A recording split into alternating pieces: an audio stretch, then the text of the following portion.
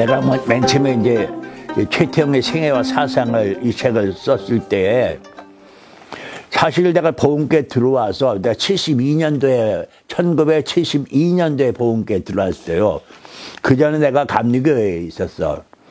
그 이제 보험교회에 처음 들어와가지고 목사가 되면서 그 보험교회가 뭐냐 하고서 물어보니까 최태영 목사가 세운 교회다 그러는 거예요. 그러면서 3대 표를 얘기를 해. 그래서 난 그 3대 표를 듣고서 난 교단에 들어왔거든. 이 교단, 이런 3대 표만 있으면 우리 이 교회는 살아있는 교단이다. 이렇게 생각하고 왔어. 근데 그 당시에 들어오니까 교회 수가 12개밖에 안 돼. 당시에 세상에 12개밖에 안 된 교회가 무슨 교단이냐. 그랬지만은 어쨌든 그러면 내가 이 교단에 들어와서 나름대로의 뭔가 역할을 좀 할 일이 있겠구나 생각을 했죠. 그러면 최태영이가 누구냐 하고 이제 물어보니까 제대로 말하는 사람이 없어. 목사들 중에는 아무도 없고 옛날 이제 최태영 목사 시대부터 신앙생활 하던 이제 옛날 좀 나이 드신 장로님들은 그분 훌륭한 분이다. 뭐 이렇게 말이지. 그럼 그분이 언제 태어났고 어디서 배웠고 어떤 활동을 했고 이걸 모르는 거야. 뭐냐면 당신 앞에 와서 얘기하신 최태영만 알지 그 최태영의 어떤 그 생애와 사상과 신학적인 입장과 이런 거는 모르는 거야. 그래서 안 되겠다. 그럼 내가 최태영이를 좀 공부를 해가지고 좀 알려줘야겠다. 이렇게 생각을 하고 그때부터 1972년도 그때부터 이제 자료를 수집을 하게 됐죠. 그래갖고 이 책을 내가 제주도에 있을 때 썼어요. 이제 원고를 쓰고서 이제 이걸 만들어야겠다 싶어가지고 그 당시 이제 여러 가지 그러니까 자료가 아무것도 없었어. 그때 집집마다 살고 옛날 사람들 집 찾아가고 옛날 목사님들 찾아가고 천재는 교회단 우리 교회단 아니지만 전에 우리 교회단 나왔던 사람들 찾아다니고 이래갖고 자료들을 모았지. 모아갖고 이걸 이제 쓰려고 하니까 제주도에 있으니까 사람들이 찾아오는 사람들이 많아. 관광객들이 많아. 여기저기 목사님들이 찾아와가고 할 수가 없어. 그래서 자료 보따리를 쥐고 어디에 가냐면 속리산에 들어갔어. 속리산에 가가지고 저 끄트머리에 조그만 여관이 있어. 속리산 여관에. 그 여관방에 이제 찾아 들어갔어. 속리산에 들어가서 속리산 그 법조사가 가보지도 못했어. 그냥 여관방에 월요일날 딱 들어가서 토요일날 나왔어. 거기서만 있었어. 그 뭐 때문에 거기까지 갔는지 몰라 그냥. 근데 월요일날 들어가서 토요일날 나올 때 이 완고로 해갖고 그러니까 일주일 만에 이걸 다 쓰고 나왔어. 근데 이제 문제는 출판을 해야 되는 거야. 근데 출판을 하면 내가 돈 있어야 출판하지. 교단에서는 모른다고 그래요. 우리 교단 돈 없다고 그러고. 그렇게 이제 원고를 이렇게 묶어 놓고 있었지. 그런데 이제 민영진 박사라고 감리교 신학대학교 그 당시에 구약학 교수님이신데, 이제 우리 집에서 묵었어. 이제 놀러 와가지고. 묵어서 내가 그런 얘기를 했지. 하더니, 그래? 그럼 내가 내줄게. 그런 거야. 그래. 원고 좀 달라고. 그래서 원고 좀 줬어. 그랬더니 성서교재 간행사라고 있어. 성서교재 간행사. 그게 이제 성서교재 간행사가 뭐 성서대백과사전이 있는데 성서대 백과사전이 12권으로 있어. 그 책을 그 편집해갖고 발간하는 이제 출판사야. 근데 그 민영리 박사가 거기에 편집위원장이야. 그래갖고 내 원고지 가서 거기 사장한테 이것 좀 책 만들어 달라고. 공짜로. 그래갖고 이거를 1000권을 만들었어. 공짜로. 1000권을 만들어서 날 주는 거야. 그래서 500권은 교단에다 주고 500권 나 혼자 갖고 이제 사람들 나눠주고 그랬죠. 이것이 지금 한 권도 안 남아있어. 지금 교단에도 없어. 교단에도 없고 한 권도 안 남아있어. 그 다음에 내가 이제 내가 교단에 사무총장을 했어요. 현재 이 목사가 하는 그 사무총장을 했는데, 그때 이제 보험교 50년이 됐을 때야. 지금 현재가 90년 아니야. 40년 전 얘기야. 그 50년 된가 우리 오충일 목사님이, 오충일 목사라고 누군지 알아요? 그 오충일 목사님이 야, 우리 50년 산을 하나 발견하면 좋겠는데 네가 좀 해보라고 그래요. 근데 나보다 4년 선배시거든 그분이. 그래갖고 그때 또 자료를 또 이렇게 모아가지고 서울 백운대라고 있어. 서울 백운대 저 도봉산 밑에. 그걸로 또 그쪽으로 가고 거기에 또 민박집에 들어갔어. 민박집에 월요일날 들어갔고 토요일날 원고를 이거 쓰고 나왔어. 나왔는데 그때 보금교회 서울 보금교회 교인 중에서 이거 출판하는 이제 집사님이 계셨어. 그 출판사가 이거를 이제 만든 거예요. 근데 이게 이제 60주년 기념, 이게 60주년. 이제 60주년 기념으로 만든 건데, 여기 이제 이것도 이제 최태용의 생애와 신학이죠. 이거는 생화 사상이라고 돼 있어. 이제 여기 된 내용이 여기 들어있어. 그런데 여기 내용이 좀 여기에 없는 내용들을 첨가해가지고 여기다 집어넣은 거예요. 그러니까 이때 안 한 것, 그러니까 10년 후에, 그러니까 10년 후에 이제 없는 내용을 여기다 집어넣은 거예요. 이 책은 그 최수일 박사라고, 최수일 누군지 혹시 아세요? 최수일 박사라고 우리 서울 보훈교회 전도사로 있었다가 한국신학대학을 나왔거든. 거기 대학원을 이제 다니면서 우리 서울 보훈교회 전도사로 오충일 목사님 밑에서 전도사로 있다가 독일 하이델베르크로 유학을 갔어. 갔을 때 내가 돌아오면 다시 보훈교회 들어와라 했더니 그러겠다 하더니 돌아와가지고 갈 데가 없는 거야. 보훈교회는 그 당시 신학교도 없고 독일 하이델베르크 나온 박사가, 철학 박사가 뭐 여기서 어떻게 그랬는데 한일신학대학 나왔으니까, 이제 저희 한국신학대학, 한신 나왔으니까 한신대학에서 우리 오거라고. 그래서 거기 교수로 들어갔어. 기장, 교수로 들어갔고, 거기에 총장까지 했어요. 그 최수일 박사가. 그리고 서울 경동교회라고, 기장교회에서는 제일 유명한 교회 중에 하나인 그 경동교회 담임 목사를 하다가 이제 은퇴를 했어. 근데 그분이 군산 출신이야. 그분이 그 한국신학연구원이라는 것을 하고 있었어. 서울 한신대 교수하면서 거기서 내가 이거 만들어 보라 그랬더니 그렇게 하겠습니다. 그래가지고 거기서 한국신학연구소 여기서 한국신학연구소예요. 한국신학연구소에서 이 책을 발간한 거야. 그러니까 여기 보면은 이제 이 책의 내용 중에 이제 우리 보금교회 신학이 어떤 것이냐 하는 걸 대충 이 책을 보면 알 수 있어. 왜냐면은 내가 썼다기보다는 우리나라의 유수한 신학자들 4명이 우리 보금교회 신학이 뭐냐 하는 것을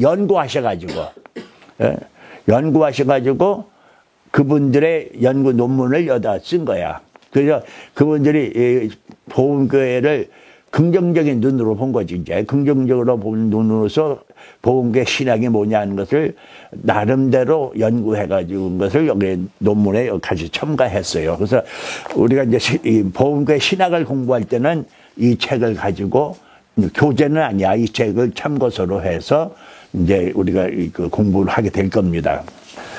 보금교회를 이제 얘기하기 전에 최태용의 사상, 신학 사상이 초점이 2개야. 초점. 2개의 초점이 있는데 하나의 초점은 민족이야.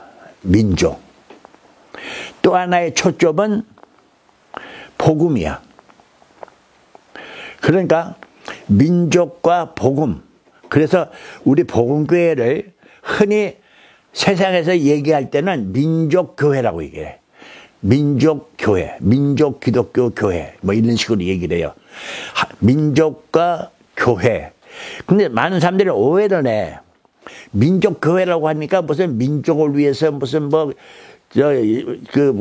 싸웠는가 무슨 뭐 총칼 들고 뭐 독립운동을 했는가, 뭐 이런 게 혹은 오해를 하는 경우가 있어. 근데 그런 건 전혀 그런 의미가 아니야. 그래, 민족과 복음이라는 두 초점을 가지고서 최태영 목사님의 당신의 신학을 전개해 나가는 거예요.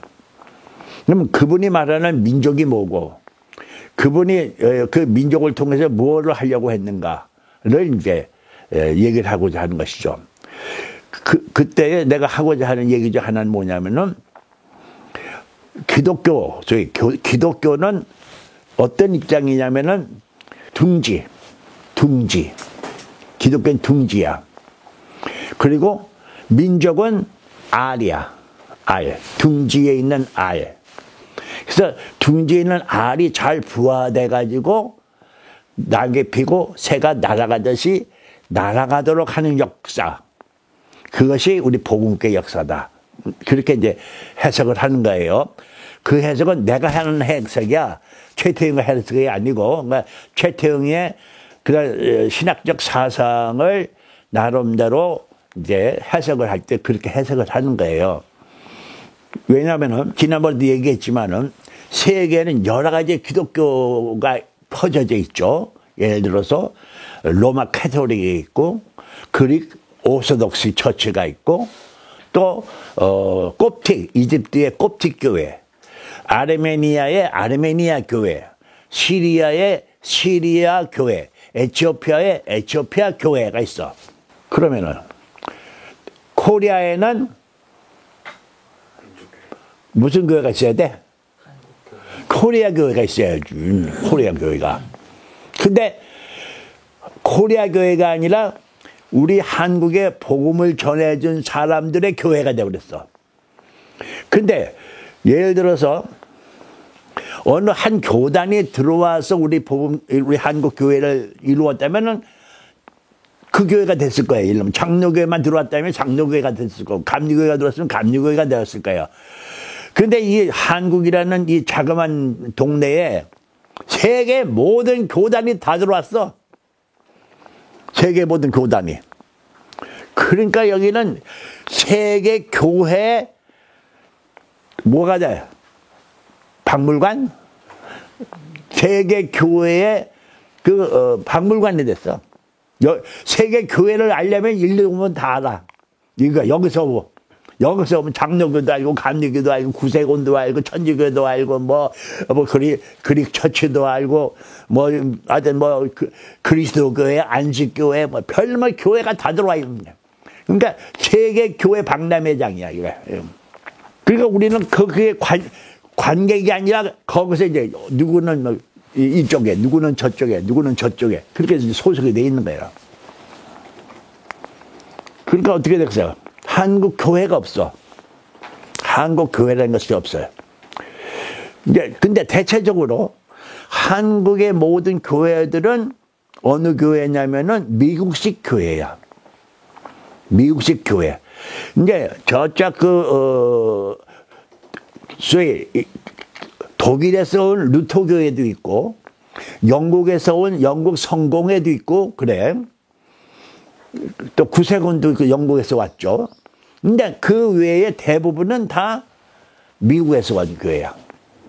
근데 미국이라는 나라는 뭐죠? 미국이라는 나라를 영어로 말하면 뭐예요? 미국이 아니죠. 유나이티드 스테이트요. 유나이티드가 뭐예요? 연합. 뭐예요, 연합? 국가연합이야. 모든 세계 모든 국가들이 거기 모여서 모이는 국가연합이야. 그러니까 그런 국가연합이 모여가지고 거기서 각자 선거사를 보내가자. 장로교 선거사, 간교 선거사, 무슨 선거사, 웬만한 교단 다 선교사 가지고 와가지고 우리는 만나요. 그러니까 한국 교회가 없고 다 미국 교회야. 그걸 다른 말로 말하면 이식한 교회. 미국의 교회가 한국에 와서 이식한 교회다. 근데 교회는 다 똑같은 거 아니냐 이렇게 말할 수 있지만 달라요. 적어도 100년 전만 해도 장로교회는 감리교회를 2단이라고 그랬어. 감리교회는 장로교회를 2단이라고 그랬어. 장로교와 감리교 간에 30년 동안 전쟁을 한 적도 있어. 유럽에서 30년 전쟁을. 그 정도로 맞아. 엄청냈죠. 우리가 미국에 있으면 미국에 우리가 이제 교회에서 목사님들이 설교를 하려면은 텍스트를 가지고 그러니까 성경 말씀 텍스트를 가지고 우리에게 이제 말해준단 말이야. 설교를 한단 말이야. 근데 그 설교의 입장이라고 그럴까? 설교한 그 배경은 뭐냐? 미국이야. 미국의 선교사들이 가르쳐준 대로 얘기하는 거예요. 미국의 신학자들이 알려준 대로 우리에게 공부를 시키는 거예요. 지금 우리나라의 99%의 99% 너무하다. 한 95%의 신학대학 교수가 다 어디서 박사학위 받았어? 미국에서 받았어. 미국에 있는 미국화된 교수들 밑에서 신학 박사 돼갖고 왔어. 그래갖고 뭘 가르쳐?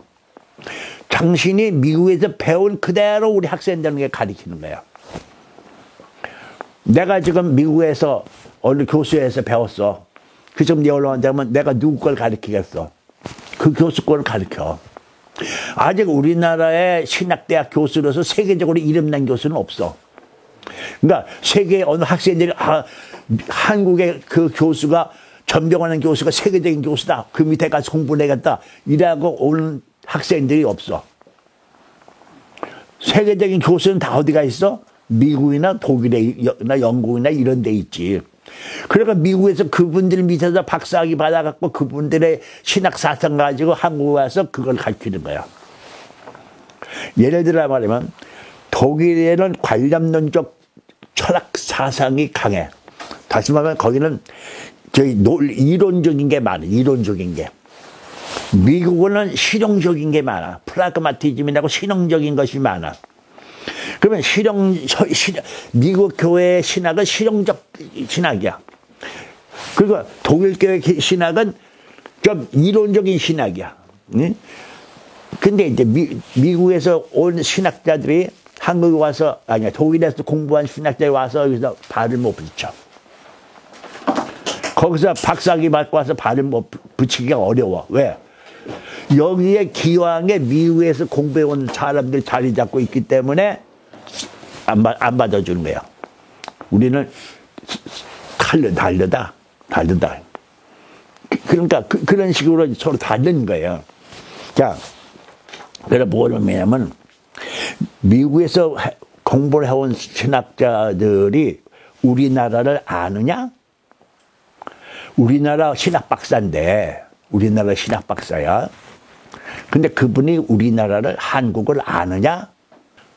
뭐 어느 정도에 알겠지. 뭐 나이도 있고 뭐 박사도 있고 뭐 책도 보고 공부도 했겠지만은 그런 정도 안. 예를 들어서 신학대학에서 신학 박사 과정까지 가면서도 한국사에 대한 과정이 없어.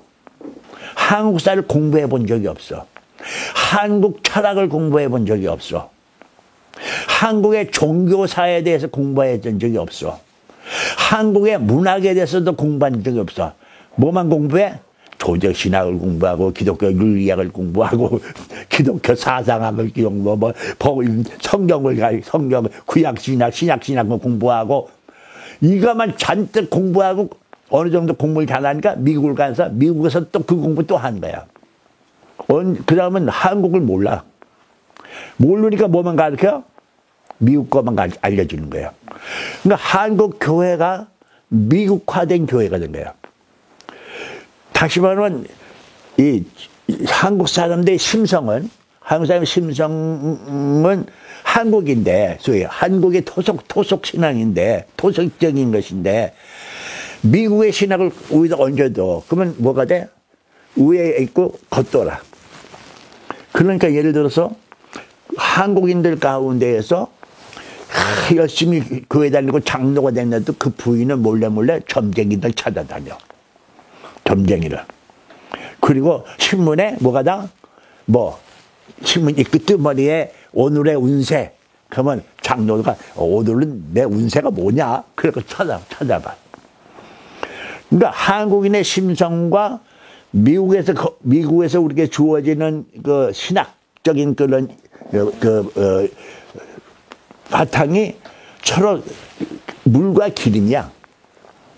왜냐면 미국 사람들하고 우리하고 사고가 달라. 우리는 손가락으로 하나, 둘, 셋을 세지 어떻게 세? 이렇게 세지. 미국 사람들은 어떻게 세? 이렇게 세, 이렇게. 우리는 여기 하나인데 거기는 이게 하나야. 우리는 성냥 킬 때 어떻게 켜? 이렇게 키지. 그 사람들은 이렇게 켜. 그게 뭘 의미야? 거꾸로라는 얘기야. 미국 사람들의 사고와 한국 사람들의 사고가 거꾸로야. 근데 거꾸로 된 것을, 거꾸로 된 사람들한테 거꾸로 된 그거를 가르치려니까 어떻게 돼? 물과 기름이 되는 거예요. 그래서 위는 뜨거운 열심이죠. 밑에는 그게 없어. 그러니까, 자, 예를 들어서, 우리는 설날에 불을 찬성이 없어. 설날, 구정, 설날. 언제, 신년 찬송을 언제 불러? 신년 찬송을 언제 불러? 1월 1일 날 부르잖아. 1월 첫 주일 날. 근데 뭐 이 구정은 1월 말이나 2월 초에 있어. 그때 뭐 새 노래를 부르려는 게 이상하지. 그러니까 그때도 뭐 새해 복 많이 받으세요. 벌써 우리가 한 달 전에 할 말이 있는데 또 새해 복 많이 받으세요 얘기하는 게 이게 어색해. 찬송 불로 찬송도 없어. 자, 추수감사절. 추수감사절 언제예요? 예? 11월 셋째 주일. 11월 셋째 주일이 추석이야. 근데 11월 셋째 주일, 추수감사절이야. 근데 우리는 추수감사절은 실제는 언제야? 추석이지. 근데 추석날 불을 찬송이 없어. 추석날 감사하라, 뭐 이렇게 얘기하면은, 이거 안 어울려. 그게 안 어울려. 찬송이 안 어울리는 거예요. 근데 11월 셋째 주는 우리는 겨울 준비할 때야. 그때 무슨 추수감사절이야. 벌써 추수감사 한 주가 벌써인데. 김장감사 날까. 그게 안 어울리는 거예요. 그게 안 어울리는 거예요. 그러니까 미국의 선교사들이 우리한테 와서 복음을 전해준 거는 감사하지만은 한국인의 심성과 한국의 그 상황, 역사적인 환경, 사회적인 환경, 이런 것들은 전혀 모르는 입장에서 다만 자기가 알고 있는 걸 우리한테 알려주고 자기가 믿는 걸로. 자, 그래서 아까도 얘기했지만 오늘날 목사님들이 여기 목사님들이 서재에 가보면은 주석제들이 쫙 있어. 우리 복음계 목사님들이 공부를 하는지 안 하는지 나 모르겠어. 근데 가면은 서재에 이제 설교를 하려니까 주석책이 필요해요. 여러분들이 이제 앞으로 교회에서 하려면 주석책이 필요한데 주석책이 쫙 깔려 있어. 뭐 주석책이 여러 종류야. 그러니까 여러 종류에 나온 주석들이 그 대부분 아마 이 정도는 다 깔려 있을 거야. 내가 어느 목사님 때 가보니까 그렇더라고. 근데 다 그게 어디 거야? 미국 거야. 미국 신학자 목사님들이 만든 주석책들이야. 근데 주석은 뭐냐?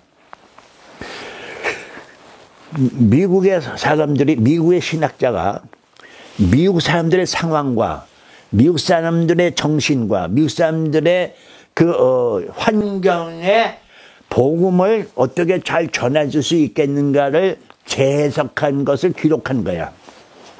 그 대상이 미국 사람이야. 거기는 책들 전부 다 그래. 근데 목사님들은 그 책을 보고, 그 주석책을 보고 우리 교인들을 얘기를 해. 그럼 우리 교인들은 어떤 사람들이야? 미국 사람이 아니고 한국 사람인데 한국 사람한테 미국 사람들이 한 얘기를 전해주는 거야.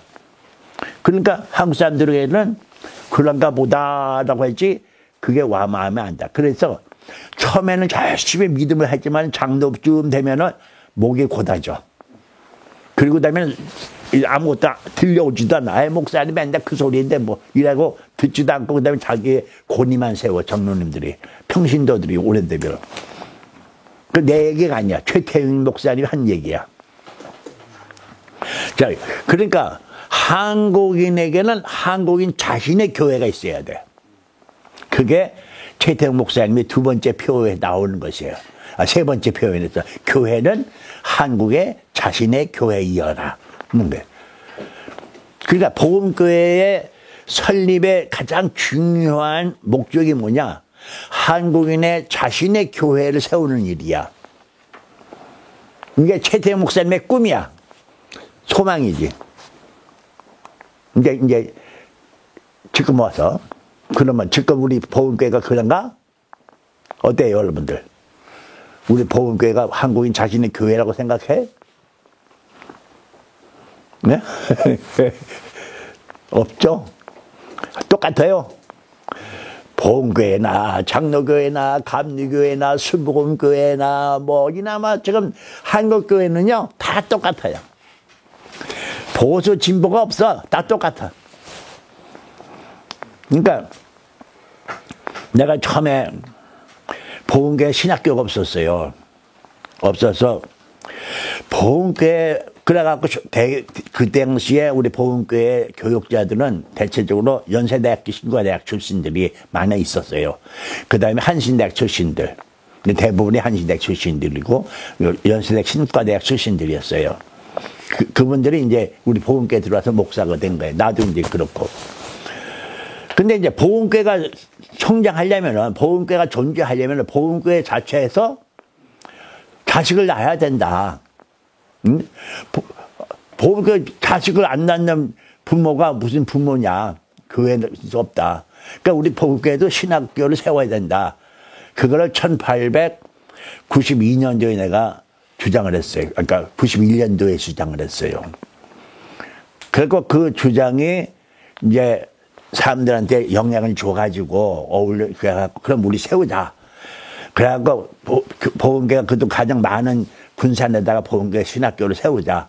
이렇게 해서 1992년도에 복음교회 신학교를 출발하게 된 거예요. 그래갖고 그때는 주간이었어.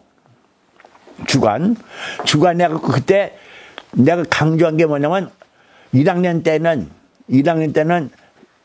한국사, 2학년 때는 종교사, 3학년 때는 종교 사상사, 한국 사상사를 가르치자. 그래갖고 그 공부를 했어. 그 당시 우리 주간에 다니던 그 당시 공부해 분들이 여기 지금 현재 목사로 계신 분도 있고 은퇴하신 분들도 있고 그래요. 근데 그때 그렇게 가르쳤고 그 다음에 심지어는 4학년 때는 뭘 했냐? 침 놓는 거. 한국 사상의학. 사상의학이 이재마의 사상의학이라고 들어봤어요? 태양, 태음, 소양, 소음. 인간의 몸은 네 가지 성질을 가지고 있고 그 네 가지 성질에 의해서 질병도 다 다르다. 같은 병이라 할지라도 그 사람 태양이 걸린 감기에 들리는 약이 있고 태음이 감기 걸렸을 때 들리는 약이 다르다. 근데 그렇게 해갖고 사상의학이야. 우리나라에 가장 세계적으로 자랑할 만한 한의학이야. 그 한의학을 이재마라는 분이 구한말에 살았던 분인데 그분이 그 주장을 했는데 그 줄기가 복음교회를 통해서 이어졌어. 복음교회에서. 그래갖고 그 당시 홍순영 장로님이라는 서울교회 장로님인데 그 홍순영 장로님이 우리나라의 사상의학의 대가였어. 그 여기 원광대학교 교수도 하고 한국 한의학회의 회장도 하시고 그런 분이야. 그래서 우리 4학년 때는 그걸 배웠어. 한의학을. 그러니까 뭐 그거 배운다고 해서 우리가 뭐 얼마나 사용하겠냐면은 그런 것이 어떤 것이라는 것을 이제 공부시켜주는 거였죠. 하여튼 그렇게 했는데 그 다음에는 이것이 이제 이 야간으로 바꿔지니까 공부할 시간이 없잖아. 공부할 시간이 지금 현재 공부할 시간이 없으니까 그게 그냥 안 가르쳐지게 된 거예요. 그때 난 그게 참 아쉬운 거예요. 진짜 아쉽고 정말로 언젠가 그러면 아쉽고 만약 이런 것도 한다면 언젠가 특강으로라도 해서 이런 공부를 우리가 신학생들이 좀 배워야겠다라는 생각을 이제 가지게 됐죠. 자, 그러면 여기까지 얘기하고 그러면 이제 최태영 목사님의 그와 같은 소위 민족과 아까 우리가 둥지와 복음이란 말을 쓴 거 그거야. 둥지는 복음이고 신앙 기독교고 나라가 아리야. 기독교가 어떤 기독교가 우리 대한민국을 아름답게 부활시켜서 이렇게 아름다운 새로 날아가게 하는 역할을 해야 되는데 그러면 여기 두 가지야. 그러면 이 둥지가 어떤 둥지여야 하느냐 하는 거죠. 아무 둥지교가 어떤 둥지로서 우리 한국을 부활시켜야 되느냐는 그게 중요한 거예요. 그게 이제 교회잖아, 교회. 근데 지금까지 나는 이런 얘기를 해요. 이제까지 한국 교회는 둥지 역할을 제대로 못했다. 그러니까 여기서 부활될 민족이 이게 우스꽝스럽게 된 거예요, 지금.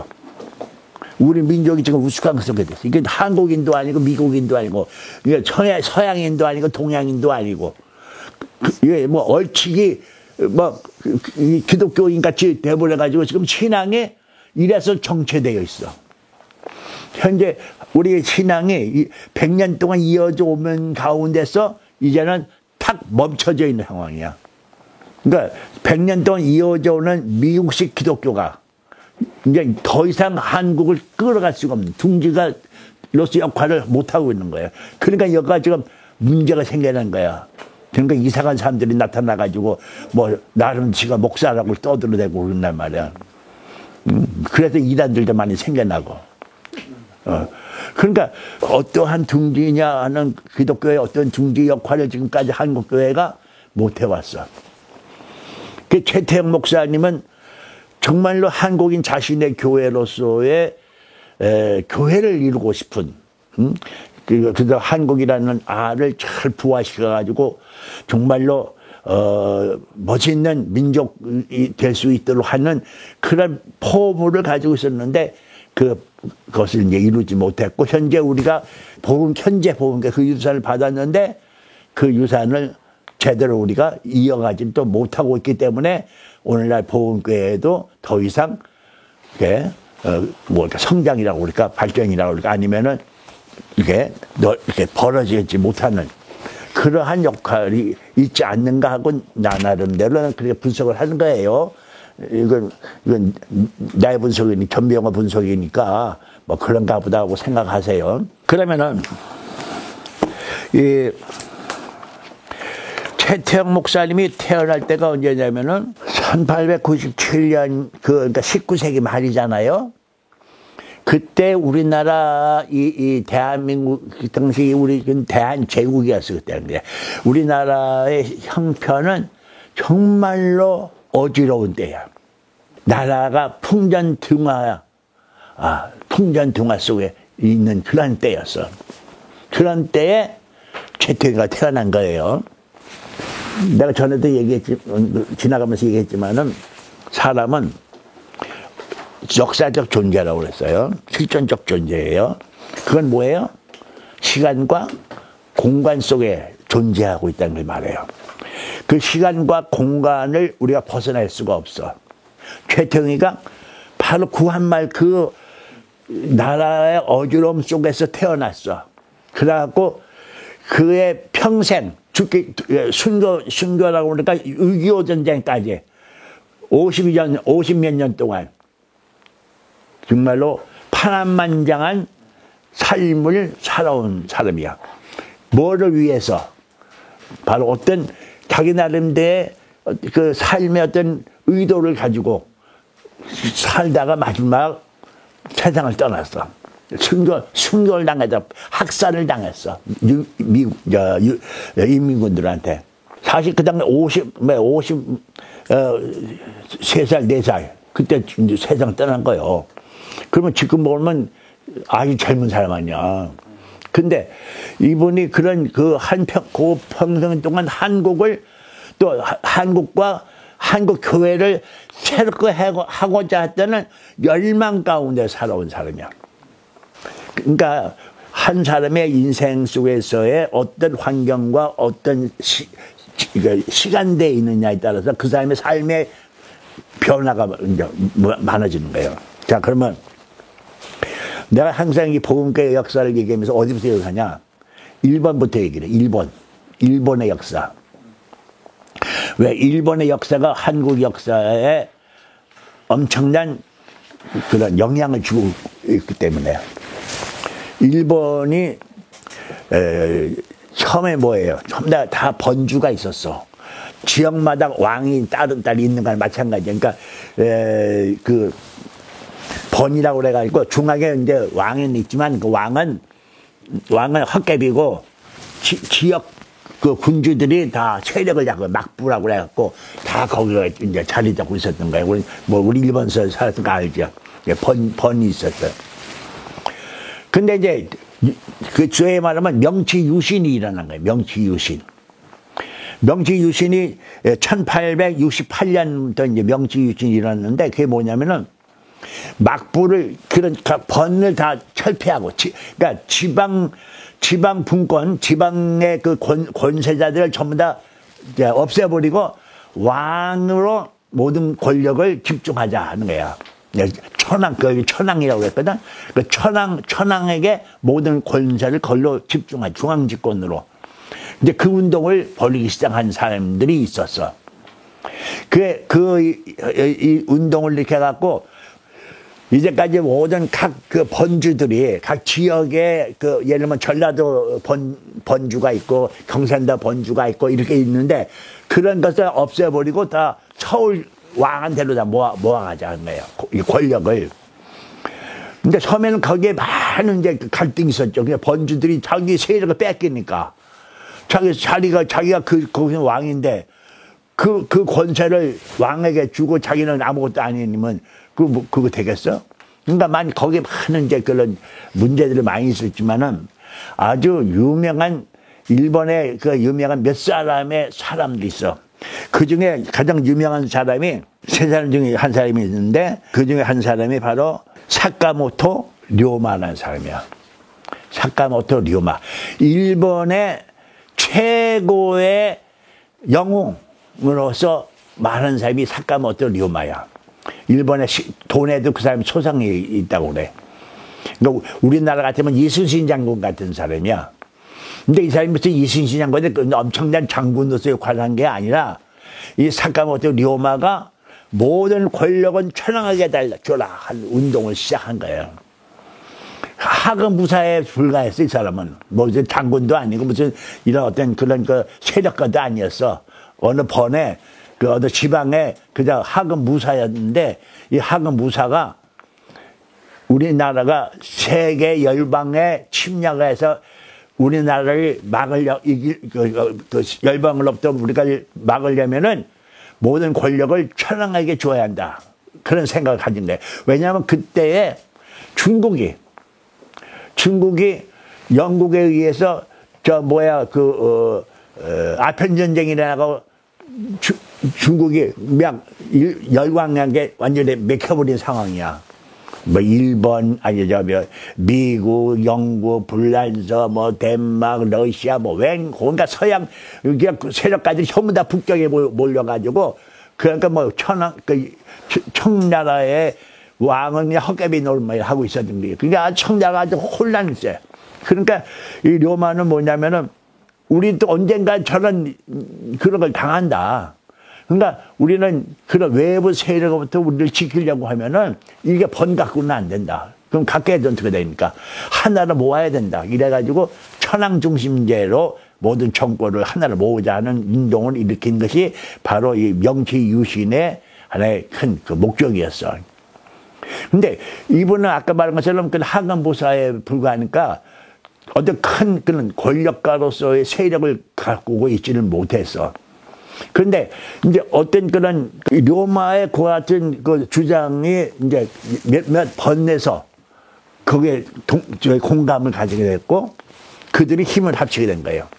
그 중에 한 번이 어떤 거냐면은 요시다 쇼인이라는 사람이 있는데 요시다 쇼인은 조수번이라고 조수가 어딘 줄 알아요? 혹시 모르죠? 조수번이라는 게 뭐냐면 제주도하고 제일 가까운 일본이야. 예, 제주도하고 제일 가까운 일본. 그러니까 거기에 그러니까 이제 우리 한국 사람들의 주장인데 백제가 멸망해가지고 백제 사람들이 그쪽을 많이 이주를 했어. 예, 조수 번이는 쪽에. 네, 그쪽으로 많이 이주를 했고 그다음에 또 고구려 유민들이 또 고구려도 그 후에 망했잖아. 백제가 망한 다음에 또 고구려 유민들이 또 일본으로 건너오고 그래서 이 하나의 그 고려촌을 지금도 고려촌이라고 있어요. 고려촌 이름이 고려야. 그런 걸 형성했던 애. 근데 그쪽에 있는 사람들이 대대로 천여 년 동안 이를 갈고 있는 게 있어. 자기의 옛날 조상이 망한 거에 대해서 백제가 망한 거에 대해서 이를 갈고 있는 게 이를. 네. 그러니까 그거는 이제 일본 쪽 사람들과 우리 쪽에도 그걸 그렇게 말하는 학자들이 있어. 말하는 학자인데 나는 그거를 나는 그 생각 그대로 따라요. 근데 그러한 그런 영향이 있는지는 모르겠지만은 그 조수본이라는 곳에 요시다 쇼인이라는 사람이 있어. 이 사람이 아까 료마라는 사람하고 그 다음에 요시다 쇼인하고 이걸 꼭 기억을 해야 돼. 일본 사람들이 제일 존경하는 사람들이야. 일본 사람들이. 그러니까 우리가 예를 들면 세종대왕을 존경하듯이 아주 존경하는 사람. 요시다 쇼인이 이제 소위 학교를 만들었어. 수을. 젊은이들을 모아놓고 자기의 사상을 막 이제 얘기를 해주고 그 젊은이들이 그걸 듣고서 감동을 하고 그런 거예요. 그 젊은이들 가운데 몇 명이 있었냐면 5인 있어. 조수 5인이라고 그래요. 조수의 5인. 다섯이면 뭐지? 고로 끄니까 인은 뭐야? 인. 예. 조수 고잉. 그러니까 그 조수의 5사람인데 그 조수의 5사람이 뭐냐면 이제 그냥 이름만 알아도 이제 이토 히로부미, 이듬맘은 이토 후미, 그 다음에 야마가타 아리토모, 가스나 따로, 데라우치 마사다케, 다나카 기이치. 자, 이 5사람이 나중에 일본 수상이 다 돼. 그러니까 일본의 1890년대서부터 1945년 그 어간까지 이 5사람이 일본에 수상을 해. 그러니까 이 쇼이 밑에서 배운 사람들이, 영향받은 사람들이 그 후에 또 3명이 더 있어. 이 사람들은 또 1945년 이후에 또 일본 수상이 돼. 그러니까 그 쇼이한 사람이 어떤 영향을 줬냐. 이제 지금 여기 잔뜩 나 써왔지만은 하고 3가지야. 우선은 서방을 이기려면은 서구를 이기려면은 서구를 배워야 한다. 지금 우리는 우물안 개구리잖아. 일본이. 근데 지금 서구가 쳐들어왔어. 우리한테 쳐들어오는 거야. 막 쳐들어와.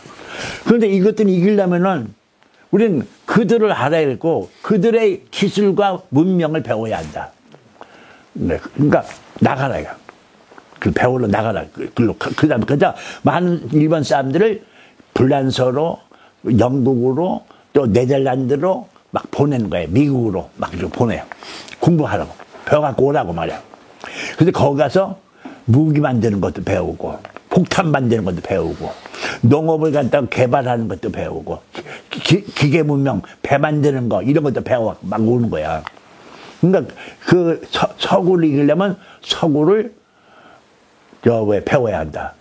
두 번째는 뭐냐면 서구를 서구를 이기기 전에 우리 주변에 있는 나라들 뭐해서 조선, 유구, 청나라, 만주 이거를 우리 밑에 두어야 한다.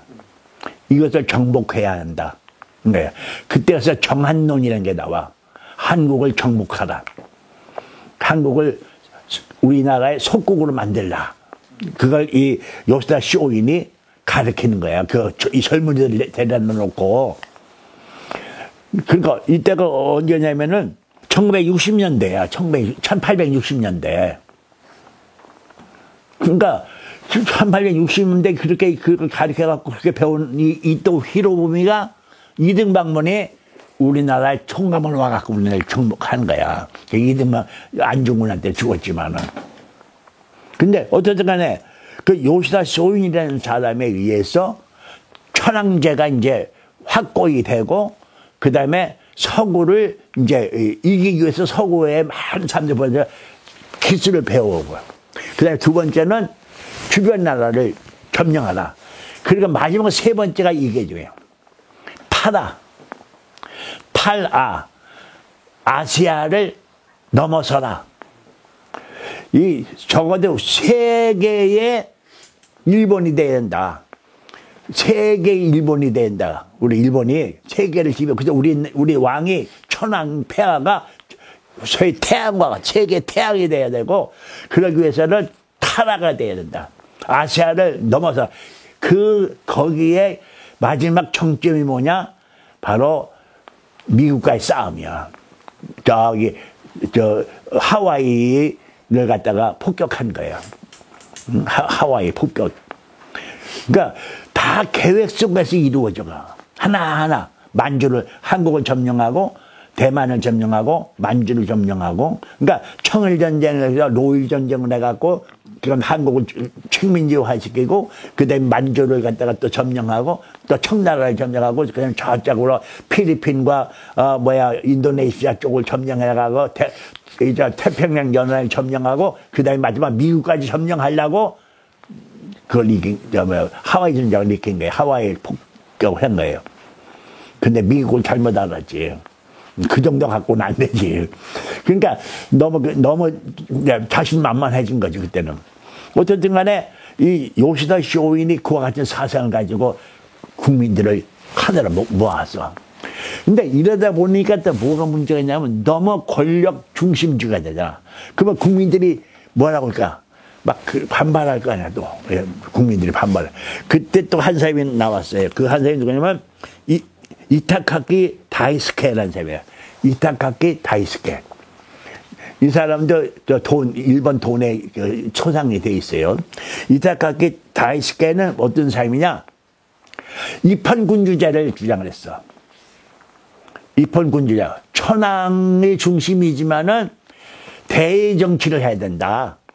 그래서 민주주의, 대정치를 해야 된다 그래가지고 국회를 만들어요. 국회. 그래서 처음에는 거기에 많은 게 거부가 돼갖고 압력도 당하고 감옥수에도 가고 그랬어요. 이제 천황의 권리를 갖다가 조금 뺏어오겠고 국민에게 돌려주자는 소위 민권 운동을 한 거예요. 국민 민권 운동을. 근데 결국은 그것이 승리를 해가지고 국회가 생기는 거예요. 그래서 일본이 정말로 적어도 해외에 일본 나라가 그래도 민주국가다라는 것을 긍정적으로 받아주게 만드는 까닭을 이 사람이 만든 거예요. 근데 이 사람이 나중에는 이등박문희가 총리할 때 그 밑에서 문무상을 했어. 그 밑에 이제 장관을 했는 거예요. 그러니까 일본의 19세기 말렵이 일본이 하고 커져가는 때야. 하고 막 커져가는데 적어도 이 세 사람, 료마, 쇼인, 이타카케 이 세 사람이 중심이 된 그 운동에 의해서 소위 말하면 일본이 근대화를 성공적으로 끌어간 거야. 그런데 우리나라 그 당시 일본은 뭐야? 우리나라가 뭐야? 일본이 세계를 이기려면 세계로 나가야 된다고 그랬는데 우리는 뭐야? 세계를 들어오면 안 된다고 그래갖고 뭐였어? 세국 정책을 써가. 세국. 오는 쪽도 다 죽여버리고 말이야. 막 천주교인들 막 죽여버리고 막 그랬거든요. 나갔다가는 막 큰일 나는 거야. 그러니까 그러다가 근데 사실은 우리나라가 그 전에 영정조 시대부터 실학이 있어. 실학이 뭐냐면 우리말로 말하면 개신유학이야. 그 당시에 유학이 뭐냐면 성리학, 주자학이 너무 이론적으로 가는 거예요. 그래갖고 양명학이 들어와가지고 다시 우리 주자를 좀 실천적인 거, 실행적인 것으로 바꾸자. 그래서 실학운동이라는 거예요. 그래서 실사구시라는 거예요. 이용후생이라든가 그런 운동을 일으켰어. 그러니까 실질적으로 또 이 상공업을 이게 부흥시키자. 상공업을. 그 당시는 산업공상이라고 하고 창업이 상사군이 제일 아래잖아. 네, 그러니까 이 상공업을 발달시키고 또 서울 그 양반 계급의 자식이 이제 첩에서 난 아들은 그게 못 올라가잖아. 아무리 머리가 좋아도 그걸로 철폐하자.